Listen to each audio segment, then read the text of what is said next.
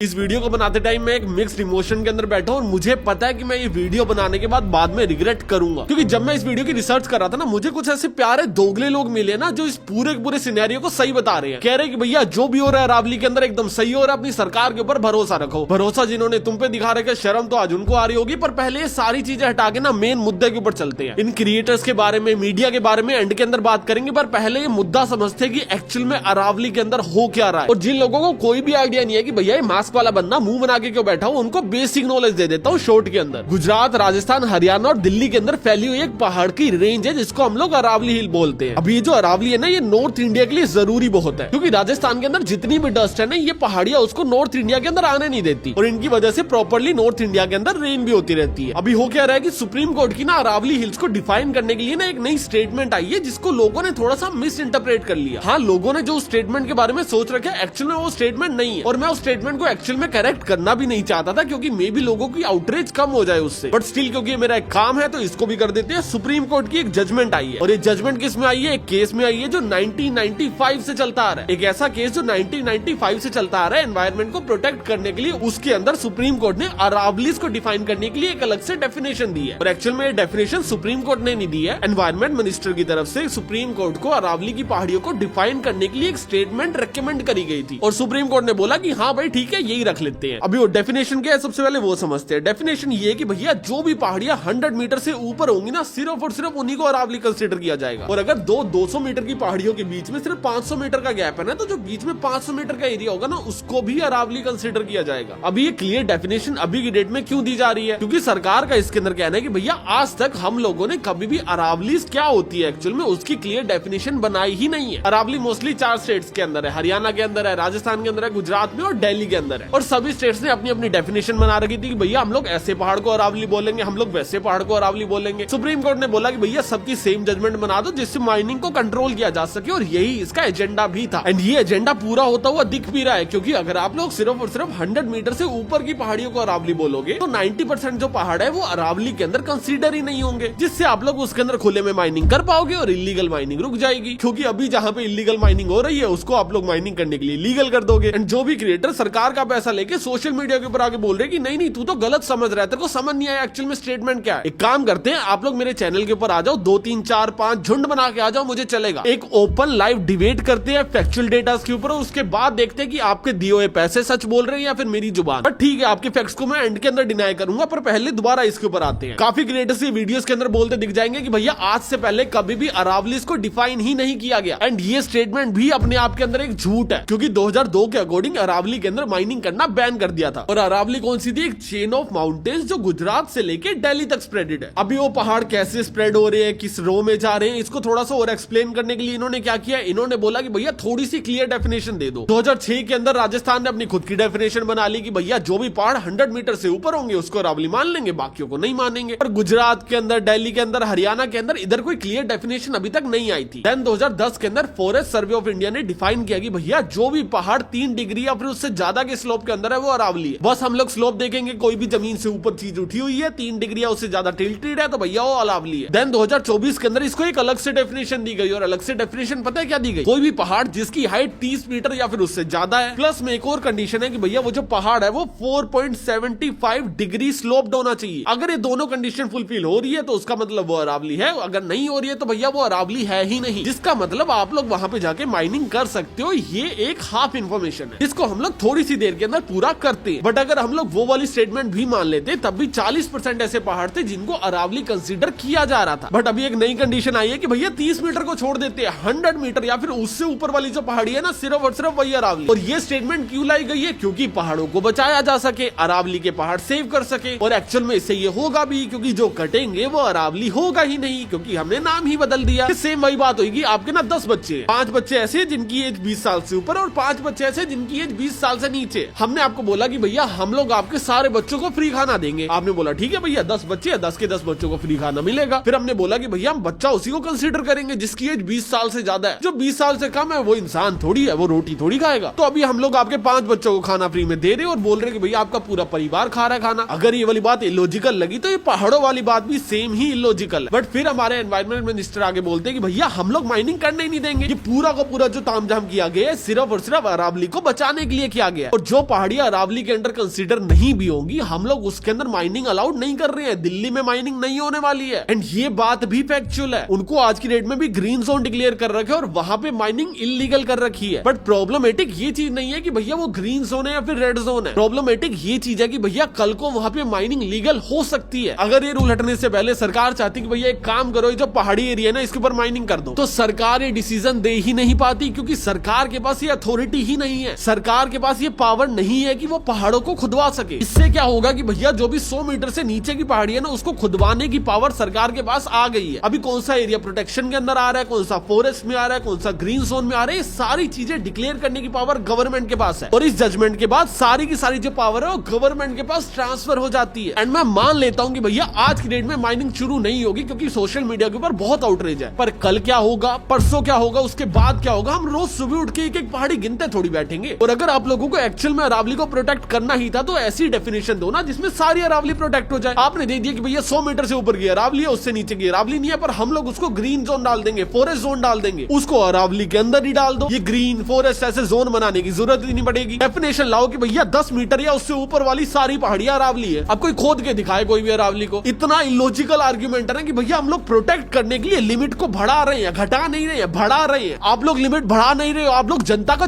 बना रहे हो। और आप लोगों को बना भी लोगे क्योंकि आपके पास पैसा बहुत है लोगों के मुंह पे मारने के लिए। सोशल मीडिया से पूरा नैरेटिव शुरू हुआ था, आपने 2 दिनों में खरीद दिया। पूरा सोशल मीडिया उल्टा हो रखा है कि भैया सरकार तो भगवान है। क्यों भगवान है? क्योंकि आपके पास करोड़ों रुपए हैं। कौन सा क्रिएटर नहीं बिका, मेरे को नाम लेके बताओ। 4 से छोड़ के सब बिके हुए इंस्टाग्राम के। क्यों? क्योंकि पूरा नैरेटिव चेंज हो गया। कुछ क्रिएटर तो इतने गिर चुके हैं कि भैया वो पुलिस वालों की शहीदी तक ले आए बीच में। क्यों? क्योंकि 4 पैसे ज्यादा मिल गए थे हमको। मेरा बहुत क्लियर स्टेटमेंट है कि भैया आप सरकार बहुत अच्छी हो, आप लोग बहुत प्यारी सरकार हो, मुझे आप पे पूरा भरोसा है कि भैया आप लोग इलीगल माइनिंग चालू नहीं करवाओगे। पर लाइफ टाइम तक पावर तो आपके हाथ में रहने नहीं वाली। कल को कोई और सरकार भी आ सकती है, हो सकता है आपके हाथ से कल कोई पावर छीन जाए। तो कम से कम कानून तो ऐसा बना के जाओ ना जिससे कल को कोई और आगे उसको मिसयूज ना करे, या फिर आप ही का करने का मूड है। एंड कुछ लोग बोलेंगे कि भैया आप अपने देश की सरकार पे भरोसा क्यों नहीं करते? मैं नहीं करता। जब ये लोग झूठ बोलते हैं। दिल्ली के अंदर देखा क्या हाल है? दिल्ली के अंदर इन्होंने बोला कि भैया जो WHO के स्टैंडर्ड्स है ना हवा को मॉनिटर करने के, हम लोग वो चीज मानते ही नहीं है। पूरी दुनिया अलग है, इंडिया अलग है। इन्होंने बोला कि भैया हमने यमुना साफ कर दी, बल्कि एक नकली घाट बना दिया था। ये लोग हमें झूठ बोलते हैं कि भैया हवा साफ है, और वो चीज करने के लिए क्या करती है, एयर क्वालिटी इंडेक्स की जो मॉनिटर्स है ना उसके बाहर जाके पानी स्प्रे करना शुरू कर देते हैं जिससे डस्ट कम कैप्चर हो, जिससे जो PM 2.5 है या फिर बाकी डस्ट है वो पानी से मिलकर नीचे बैठ जाए और आसपास की हवा थोड़ी साफ हो जाए, जिससे हमें लगे कि भैया मॉनिटरिंग तो सही आ रही है, हवा तो साफ ही होगी। अगर मेरे फेफड़ों में कोई दिक्कत है तो वो मेरी पर्सनल इशू है, सरकार का इससे कोई लेना देना नहीं है। सरकार तो भगवान के बंदे हैं, जैसे ये सरकार में आए एकदम से पवित्र होगी पूरी हवा। आफ्टर ऑल दिस कोई मुझे आगे बोले कि भैया सरकार पे भरोसा रख, नहीं करता मैं। एंड जो लोग बोल रहे हैं कि भैया अभी सरकार को थोड़ा टाइम तो दो, सरकार ने एकदम क्लियर डेफिनेशन बनाई है, इसके बाद इसको सही करेंगे, 100 मीटर का जो रूल है वो अभी लागू होने वाला है, उसके बाद इनको थोड़ा टाइम तो देके देखो। भैया राजस्थान में पहले से लागू है। राजस्थान का क्या हाल है? 25% अरावली गायब हो चुकी है। संसद के अंदर ऑफिशियल डेटा के अकॉर्डिंग 27,000 केस है इलीगल माइनिंग के राजस्थान के अंदर, अकेले राजस्थान में, जिसके अंदर से FIR पता है कितना पे हुई है? सिर्फ 3,199 के ऊपर 11% रेट है FIR करने का। पकड़े देख लो कितने होंगे। राजस्थान में state government BJP, central government BJP, और क्या चाहिए आपको? और कितने वोट डालूं वो चीज रुकवाने के लिए? मैं खुद जाके वहां पे ट्रक कैप्चर करूं? सोचो इतनी पावरफुल सरकार है, इंडियन गवर्नमेंट है, ये कोई छोटी मोटी कंट्री नहीं है इंडिया। इंडियन गवर्नमेंट की बात कर रहा हूं मैं, भारत सरकार। और ये नहीं कि कोई इलीगल स्मगलिंग चल रही है, छुप छुप के कर रहे हैं, खुले आसमान के नीचे पहाड़ तोड़ रहे हैं बॉम्ब ब्लास्ट करके, ये लोग उसको नहीं रोक पा रहे हैं। ऐसा नहीं है कोई छुप के देश के कोने के अंदर लैपटॉप लेके हैकिंग कर रहे हैं, फिर नकली नोट छाप रहे और पकड़े नहीं जा रहे। खुले आसमान के नीचे रातों रात पहाड़ गायब कर दे रहे हैं और सरकार को पता नहीं है। टाइम्स ऑफ इंडिया की एक ड्रोन रिपोर्ट आई है जिसके अंदर राजस्थान की एक सिटी का काम की है, जिसके अंदर माइनिंग अलाउड थी और सरकार के अकॉर्डिंग माइनिंग हुई भी है 62,76,000 टन। बट इंडिया टुडे की रिपोर्ट बोलती है कि भैया 1.2 करोड़ टन माइनिंग हुई है, और बाकी जो भी बची हुई माइनिंग है वो सारी की सारी इलीगल माइनिंग। और मैं सिर्फ और सिर्फ एक सिटी की बात कर रहा हूँ, पूरे स्टेट की नहीं, पूरी अरावली की बात नहीं कर रहा हूँ मैं। जब कानून बने ना बने, आप लोग उससे पहले भी अरावली को सिर्फ खत्म ही होते हुए देख रहे हो, तो भैया कानून बनाने के बाद तो आपके पास एक पावर आ जाएगी ना। मैं बस वो पावर सरकार को नहीं देना चाहता हूँ, मुझे लॉ से कानून से कोई दिक्कत नहीं है, मैं नहीं चाहता सरकार के पास वो पावर जाए। मैं कहता हूँ सुप्रीम कोर्ट उसको रेगुलेट करे। मैं चाहता हूँ भैया सरकार के पास कल को माइनिंग ऊपर करने की पावर ही ना हो। और ये डिमांड के अंदर कुछ गलत नहीं है, नक्सलवादी या फिर एंटी नेशनल कुछ भी नहीं है, बस एक डर है कि भैया कल को कोई भी आगे इस पावर का मिसयूज कर सकता है। और हमारे की न्यूज रिपोर्टर है ना आपकी अदालत वाले, इन्होंने अभी अपने एक एपिसोड के अंदर बोला कि भैया दिल्ली जो एकदम हुक्का बनी हुई है है ना, जो इतना पोल्यूशन है ये अरावली की वजह से है। दिल्ली की आकृति एक कटोरी की तरह है जो 3 तरफ से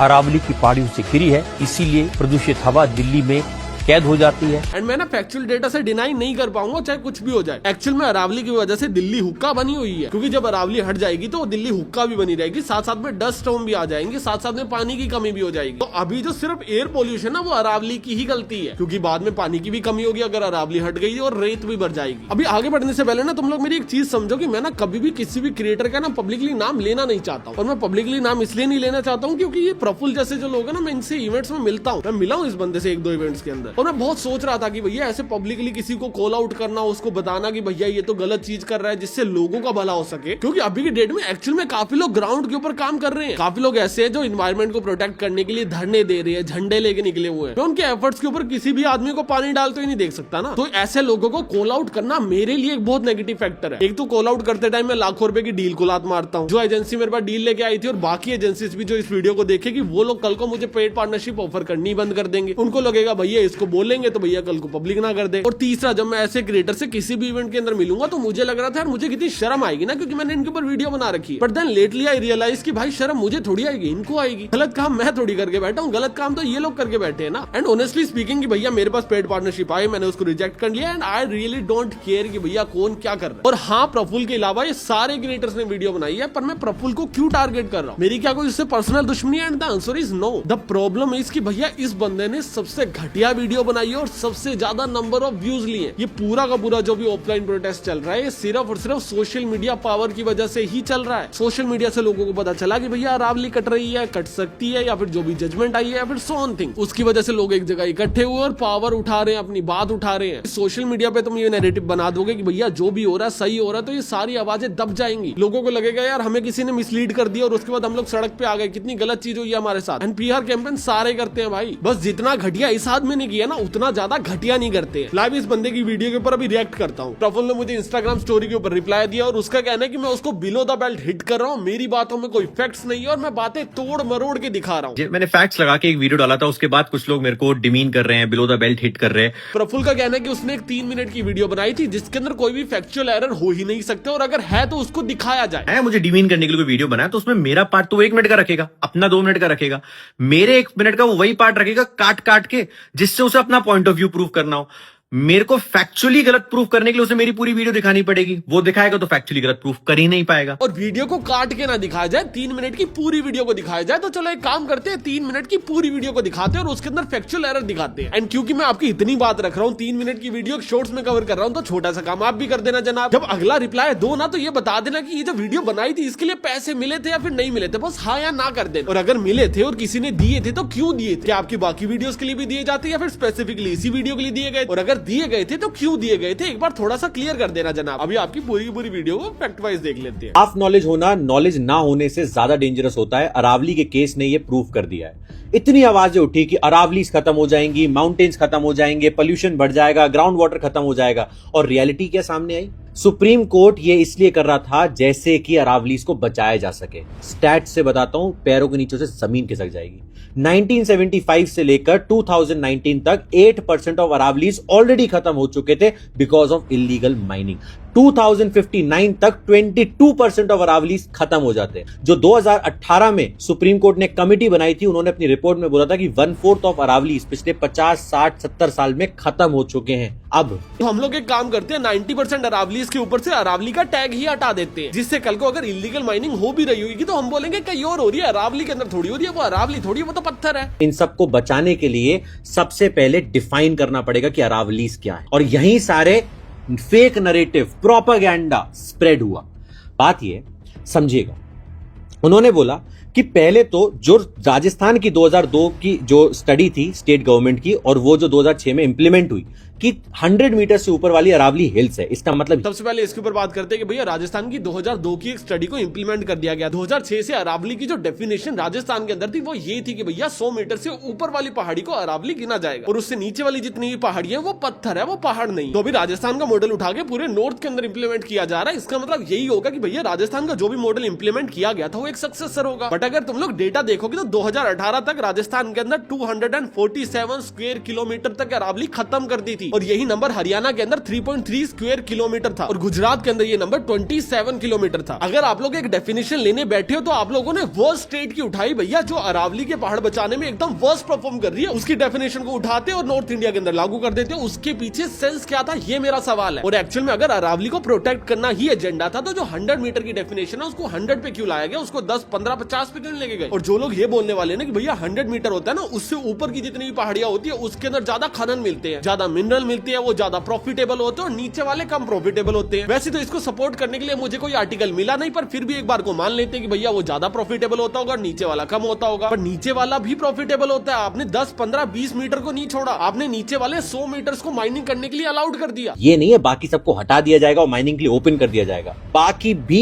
इक्वली प्रोटेक्टेड है। यहाँ पे थोड़ा सा फैक्ट चेक करना चाहूंगा जनाब, क्योंकि वो इक्वली प्रोटेक्टेड तो नहीं है। समझो कि सुप्रीम कोर्ट की नवंबर की जजमेंट से पहले अरावलीज को 3 तरह से प्रोटेक्शन मिली हुई थी। पहली प्रोटेक्शन थी ना नोटिफिकेशन पावर, जिसके अंदर एनवायरमेंट प्रोटेक्शन 1986 के अंदर वहाँ पे रूल बनाया गया था कि भैया आप लोग वहाँ पे पेड़ नहीं काट सकते हो, ना ही आप लोग वहाँ पे माइनिंग कर सकते हो और ना ही वहाँ पे कोई भी इंफ्रास्ट्रक्चर बिल्ड कर सकते हो। और अगर आपको ऐसी कोई भी चीज करनी है तो आपको सेंटर गवर्नमेंट से पहले परमिशन लेनी पड़ेगी, उसके बाद कर पाओगे। सेकंड जो प्रोटेक्शन दी गई थी अरावलीज को वो थी सुप्रीम कोर्ट प्रोटेक्शन, जिसके अंदर 2002 के अंदर अरावलीज के अंदर काफी ज्यादा इलीगल माइनिंग चल रही थी और सुप्रीम कोर्ट ने एक जजमेंट पास करी थी, जिसके अंदर उन्होंने बोला था कि भैया अगर आप लोगों को राजस्थान और हरियाणा के अंदर माइनिंग करनी ही है तो आपको पहले सेंटर से पूछना पड़ेगा, स्टेट बीच में नहीं बोल सकती। आप लोग जाके सेंटर से परमिशन लेके आओ, उनसे लाइसेंस लेके आओ, उसके बाद आप लोग माइनिंग करना। और जब 2008 के अंदर सुप्रीम कोर्ट ने इसको रिव्यू किया तब भी इलीगल माइनिंग चल रही थी, तो सुप्रीम कोर्ट ने एक लॉ लाया कि भैया इसके ऊपर ब्लैंकेट बैन लगा दिया जाएगा। दैट मींस अगर आपके पास लाइसेंस है आप लोग तब भी माइनिंग नहीं कर सकते, गवर्नमेंट नए लाइसेंस इश्यू नहीं कर सकती माइनिंग के लिए, और किसी भी कंडीशन के अंदर माइनिंग नहीं होगी। और तीसरी प्रोटेक्शन थी फॉरेस्ट प्रोटेक्शन की, भैया जो भी एरिया फॉरेस्ट एरिया के अंदर आता है उसके ऊपर प्रोटेक्शन लगाई जाती है और उसको आप लोग माइनिंग करने के लिए, पेड़ काटने के लिए यूज नहीं कर सकते। पर किसी भी एरिया को फॉरेस्ट प्रोटेक्शन से हटाना स्टेट और सेंट्रल गवर्नमेंट के हाथ में होता है, अनटिल अनलेस सुप्रीम कोर्ट जान के उसके अंदर इंटरफेयर करना चाहे। अगर सुप्रीम कोर्ट उसके अंदर इंटरफेयर नहीं करना चाहती तो स्टेट और सेंटर मिलकर उस प्रोटेक्शन को हटा सकते हैं। अभी ये नई जजमेंट के बाद क्या हुआ, 5 तरह से प्रोटेक्शन मिली। सबसे पहले ब्लैंकेट बैन को एकदम से हटा दिया गया, सुप्रीम कोर्ट का बीच में से रोल ही हट गया। सुप्रीम कोर्ट ने बोला था कि भैया किसी भी तरह की माइनिंग इलीगल होगी, जो कि अभी नहीं है, क्योंकि अभी 100 मीटर का एक बेंचमार्क सेट कर दिया गया कि भैया उससे ऊपर पहाड़ है, उससे नीचे पत्थर है। सेकंड सेफ्टी है फॉरेस्ट प्रोटेक्शन, जैसे पहले दे रखी थी वैसे अभी दे रखी है, पर उसको सेंट्रल और स्टेट गवर्नमेंट मिलकर हटा सकती है। तीसरी प्रोटेक्शन थी द नोटिफिकेशन पावर, जिसके अंदर एनवायरमेंट प्रोटेक्शन एक्ट के अंदर उनको सेफ्टी दी गई थी। अभी एनवायरमेंट प्रोटेक्शन एक्ट के अंदर सेफ्टी उनको दी जाती है जो पहाड़ होते हैं, आपने इनको पहाड़ से ही हटा दिया, तो जो भी 100 मीटर से ऊपर है, हाँ डेफिनेटली आज भी उनको प्रोटेक्शन है, पर जो 100 मीटर से नीचे है उनके पास प्रोटेक्शन हट गई। और 2 और प्रोटेक्शन दी गई है, जिसको मैं थोड़ा सा आगे एक्सप्लेन करता हूँ, क्योंकि उसके ऊपर हमारे प्रफुल्ल सर ने भी कुछ बोला है। तो पूरा सिस्टम के लिए सुप्रीम कोर्ट ने एक सिस्टम बनाया कि एक टेक्निकल टीम बैठेगी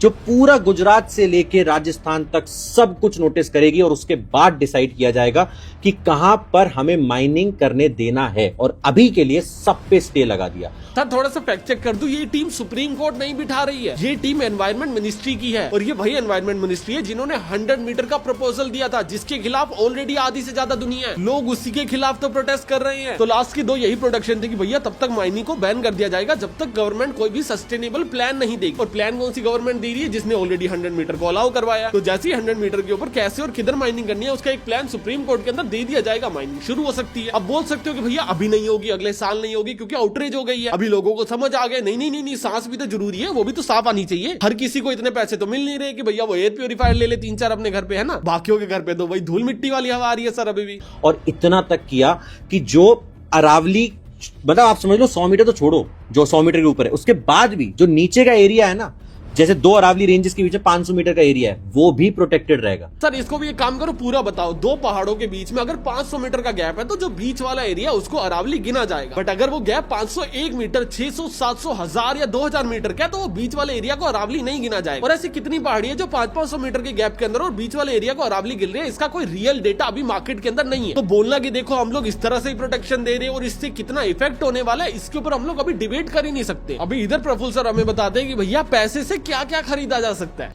और ये सिर्फ एनवायरनमेंट को बचाने के लिए नहीं, उन ऑफिसर्स को बचाने के लिए भी किया जा रहा है जिन्होंने अपनी जान दे दी अरावलीज को बचाते बचाते। सुरेंद्र सिंह जी डीएसपी थे, 2022 में ट्रक चला दिया उनके ऊपर, उन्हें मार दिया गया नू में, क्योंकि वो इलीगल माइनिंग के लोगों को पकड़ रहे थे। ही इज सेइंग कि भैया एक पुलिस वाले ने जान दे दी इलीगल माइनिंग को रोकने के लिए, तभी सरकार ने कानून लाया जिससे इलीगल माइनिंग को डिफाइन किया जा सके। बट जब पुलिसमैन एक इलीगल माइनिंग को रोकने गए हुए थे तब इलीगल माइनिंग ऑलरेडी उस कानून के अकॉर्डिंग डिफाइंड थी, और अभी वाले कानून के अंदर पुलिस को कोई एक्स्ट्रा प्रोटेक्शन नहीं दी जा रही है। बस एक नया कानून लाया जा रहा है जिससे इलीगल माइनिंग ज्यादा डिफाइन हो, सिर्फ और सिर्फ डेफिनेशन चेंज की जा रही है। पुलिस को इससे कोई भी हेल्प नहीं मिलने वाली है। हाँ, अंटिल अनलेस वो बात सच निकले कि भैया 90% पहाड़ों को तुम लोग अरावली मानोगे नहीं, तो 90% के ऊपर माइनिंग चल रही है, चलने देते हैं, सिर्फ 10% के ऊपर जाके प्रोटेक्शन देनी पड़ेगी। अगर ये वाले फंडे के अकॉर्डिंग आप बोल रहे हो तो हाँ, आपने एकदम सही बोला कि भैया पुलिस का काम 10% हो जाएगा, 90% काम से छुट्टी। बट अगर आपके लॉजिक के अकॉर्डिंग मैं एक एग्जांपल दुनिया में पुट करना चाहूं तो वो कुछ ऐसा होगा कि भैया पाकिस्तान और इंडिया के बॉर्डर पे बहुत फाइट होती है, हमारे काफी सोल्जर शहीद हो जाते हैं, जो हमारे को तो बहुत बुरा लगता है। तो एक काम करते हैं, कश्मीर पाकिस्तान को दे देते हैं, लड़ाई खत्म हो जाएगी। अगर तुम्हें ये वाला लॉजिक बहुत फालतू लगा तो तुम्हें वो वाला भी तो लगा ही होगा। और इसके बाद प्रफुल्ल भाई 2-3 एग्जांपल्स ऐसे और देते हैं जो कोई सेंस नहीं बनाते, और उसके ऊपर मेरे को कोई फैक्ट चेक भी नहीं करना, तो फालतू वीडियो नहीं दिखा रहा। जितने सवाल इस वीडियो में पूछ चुका हूं उतने बता दो, और सिर्फ इतना बता दो कि भैया अगर यही सेम डेफिनेशन 30 मीटर की आ जाती तो क्या गलत हो जाता। 100 मीटर पे ऐसी क्या चीज अचीव हो रही है। हाँ, आपको डिफाइन करने थे, आपको अरावलीज डिफाइन करने थे कि भैया अरावलीज क्या है, पर वो 100 मीटर पे ही क्यों डिफाइन करने थे, ये सवाल है। आप सवाल से मत भगाओ ना दुनिया को। इन्होंने अटैक कर दिया था गवर्नमेंट ऑफिसर्स पे जो पूरी इन्वेस्टिगेशन कर रहे थे इलीगल माइनिंग पर। 2024-25 में एक्सप्लोसिव से उड़ा दिया गया था एरियाज को, माइनिंग करने के लिए, वहां पे रेजिडेंट्स को इंजरी तक आई थी, खतरनाक हुए।